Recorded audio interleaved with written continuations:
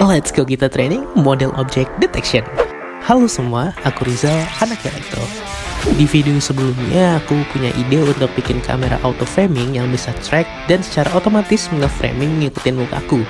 Nah, salah satu cara biar kameranya bisa mendeteksi dan mengenali bentuk muka adalah dengan menggunakan model deteksi yang di-training menggunakan dataset berupa foto-foto muka manusia.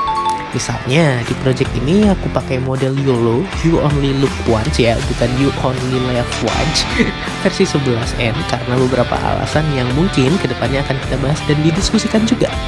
Nah, sebenarnya secara default atau bawaannya si YOLO versi 11N ini ketika kamu gunakan dia udah bisa langsung digunain kok tanpa harus di training pakai dataset lagi. Karena model YOLO yang kamu download ini sudah dilatih sebelumnya atau disebut pre-trained menggunakan dataset Coco 2017 yang bisa mengklasifikasi objek hingga 80 jenis objek. Dan datasetnya terdiri dari banyak banget data gambar. Tapi untuk di project ini fitur klasifikasi muka nggak ada secara spesifik di antara 80 kelas pada model bawaan YOLO itu. Sebenarnya bisa sih menggunakan class person atau orang yang mana itu tersedia di 80 kelas tadi. Namun hasil framingnya lebih susah difokusin ke tengah karena fokusnya bukan cuma di mukaku, melainkan di tubuh kita secara keseluruhan. Sehingga kita harus training atau latih model YOLO ini sendiri menggunakan dataset gambar muka yang sudah diberi label. Cara paling mudah untuk dapat dataset ini selain kalau kita mau ambil foto sendiri dan labeling sendiri juga adalah dengan menggunakan dataset yang tersedia di website penyedia dataset seperti RoboFlow, Kaggle atau sejenisnya. Misalnya di sini aku pakai RoboFlow. Kalian tinggal cari aja face detection karena ini open source, jadi project-project orang sebelumnya juga bisa kalian lihat dan gunain.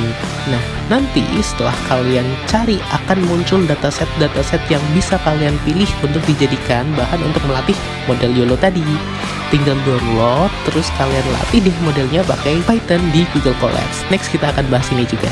Nah, yang teman-teman harus perhatikan di sini adalah semakin banyak data yang teman-teman miliki, maka akan semakin pintar juga model dalam mengenali dan mengidentifikasi muka kita. Apalagi bentuk muka orang kan juga macam-macam kan.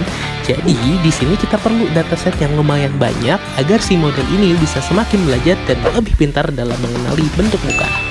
Selain itu, parameter lain seperti jumlah epoch, kemudian learning rate juga berpengaruh ke model yang akan dihasilkan dari proses pelatihan atau training model ini.